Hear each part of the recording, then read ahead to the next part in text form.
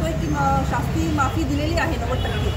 पण शास्ती माफी देत असताना आपला तो पहिला विषय जो आहे 2016 पासून 2021 पर्यंत जो मालमत्ता कर लावलेला आहे तो न्यायप्रविष्ट आहे. पूर्वशी प्रभावाने असल्यामुळे सुप्रीम कोर्टामध्ये पेंडिंग आहे. दुसरा विषय आहे 2016 ते 2022 पर्यंत जो डबल टॅक्स आहे, म्हणजे महापालिकेने एकही रुपया न खर्च करता आपल्यावर तो कर लादलेला आहे आणि जनतेने सिडकोला सर्व्हिस टॅक्स भरलेला आहे. हा डबल टॅक्स हा विषयही आपला बॉम्बे हायकोर्टामध्ये प्रलंबित आहे. तिसरा विषय 65% जी कर सवलत जनतेला मिळायला पाहिजे, जी गावठण भागातील लोकांना दिलेली आहे, सिडको कॉलनीतील लोकांना दिलेली नाही आहे, तो विषय सुद्धा आपला बॉम्बे हायकोर्टामध्ये नगर विकास मंत्री एकनाथ शिंदे साहेबांकडे, त्याचप्रमाणे प्रधान सचिव गोविंदराव साहेबांकडे पेंडिंग आहे. हा विषय पेंडिंग असताना हा वादग्रस्त वर्ष जे आहे त्याचा आपण टॅक्स लोकांकडून जनतेकडून जबरदस्तीने वसूल करू नये ही मागणी आम्ही केलेली आहे. आपल्याला वसूल करायचा असेल तर आपण 22च्या पुढचा वसूल करा. 22, 23, 24, 24, 25, 26, 26 लोकांना सवलत द्या, मुभा द्या. एकदम एक रकमी कर मागू नका, जनता भरू शकत नाही. त्यांना बिलं बायफर्केट करून तुम्ही द्या आणि 22 ते 23 तुम्ही वेगळं बिल द्या, 23-24 वेगळं बिल द्या. जनता भरायला तयार आहे. त्या बिलावर तुम्ही शास्ती माफी द्या. पण लोकांकडून वादग्रस्त जो वर्ष आहे, डिस्प्युटेड जो इयर आहे, जो न्यायप्रविष्ट आहे, त्या गोष्टी तुम्ही त्या कर लोकांकडून घेऊ नका. आज जनता काय करते, करभार जाते लाईनमध्ये, पण पुढं आल्या समजतं की मागचा कर मागताय. जनता कर भरू शकत नाही, ती माघारी येते. जर महापालिकेला पैसा हवा असेल, कर हवा असेल, तर त्यांनी अशा पद्धतीने जर लोकांना सवलत दिली, मुभा दिली, तर लोक भरतील. तर आपण अशी कर प्रणाली आला की लोकांना सुसह्य असेल अशी मागणी आम्ही आयुक्तांना केलेली आहे.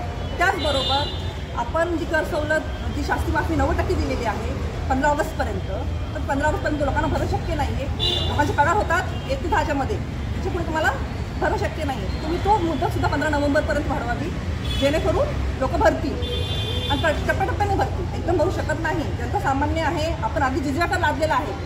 अशा काळामध्ये तुम्ही जर सगळं एक रकमी वसूल करणार असाल तर जनता कर भरणार नाही आणि लोकांना सांगणं कर भरू नका. तर आमची मागणी आहे तुम्ही बायफर्केट करा. पहिला जो 16 ते 21चा जो कर आहे तो कंपल्सरी करू नका. पुढचा कर आम्ही भरायला तयार आहोत.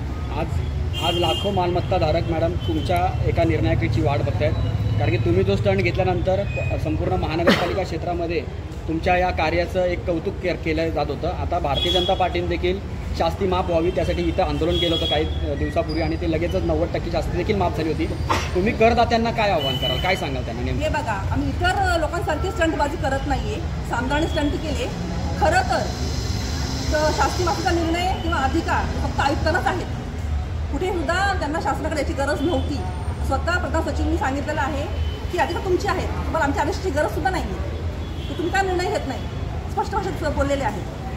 तरी आयुक्तांनी इतका विलंब केला आणि आता त्यांनी आपण मागे लागल्यामुळे, वारंवार मीटिंग केल्यामुळे, आपण वादग्रहण केल्यामुळे त्यांनी आता कुठे 90% शास्ती माफी जाहीर केलेली आहे. तर आम्ही लोकांना हे सांगतोय की हे तर होणारच होतं. आपण योजना येणं ही कुठे महापालिका देतच असते. म्हणून ही महापालिका दिली नाही लवकर आपल्याला, त्यासाठी आम्हाला खूप पापड वेलावे लागेल. तर आमचा जो मूळ मुद्दा आहे 65% कर सवलत तो अजूनही पेंडिंग आहे. त्याची मीटिंग अजूनही पेंडिंग आहे. ती मीटिंग झाल्याशिवाय आपल्याला कर भरायचं नाही असं आम्ही लोकांना आवाहन करतो. 100% शास्ती माफीची मागणी होती, मात्र 90% किंवा त्यानंतर स्लॉट वाईज शास्ती माफी दिलेली आहे, याबद्दल काय सांगाल? खरं तर 90% शास्ती माफी दिली खरी त्यांनी 15 ऑगस्टपर्यंत दिलेली आहे. खूप कमी मुदत दिलेली आहे.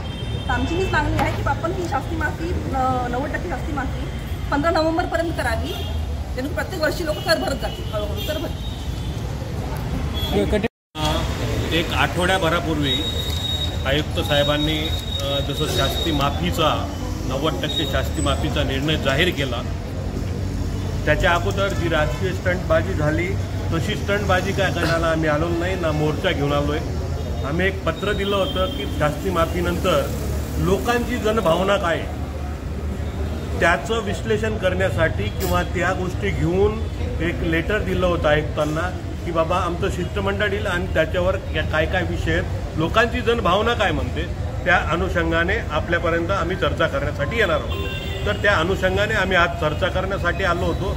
लोकांची जनभावना अशी म्हणते की बाबा आम्हाला जर आता 31 जुलैपर्यंत 5% माफ आहे, तो या वर्षाचा करंट वर्षाचा टॅक्स माफ आहे 5%, तरी 5% माफीवर आम्ही निर्णय घेताना जेव्हा तो भरायला जातो त्यावेळेस सॉफ्टवेअर पूर्ण कर मागते, तुमची कम्प्युटर प्रणाली ती पूर्ण कर मागते, तर कसं करायचं?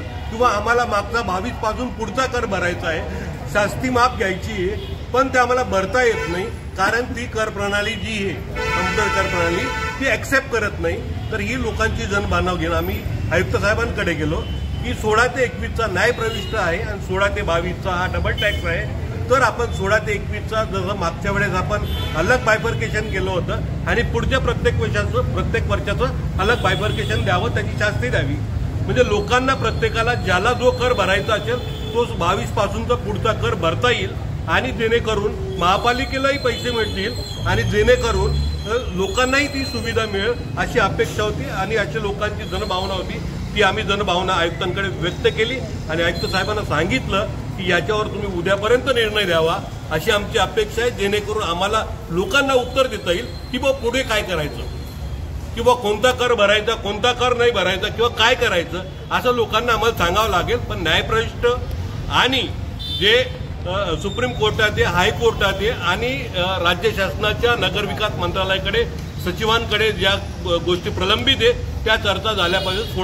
16 ते 22चा कर आम्ही भरणार नाही आणि पुढचा कर लोकांना सवलत मिळावी जेणेकरून कसं भरता येईल त्या अनुषंगाने आम्ही आमचं निवेदन दिलं आहे आणि आयुक्त साहेबांनी एक सांगितलं आहे की आम्ही उद्यापर्यंत तुम्हाला याचं क्लॅरिफिकेशन देतो. त्याच्यानंतर आम्ही पब्लिकमध्ये जाऊन त्याच्या लोकांना कसं सांगता येईल किंवा लोकांच्या समस्या कशा सॉल्व्ह करता येईल याच्यावर आम्ही निर्णय घेऊ.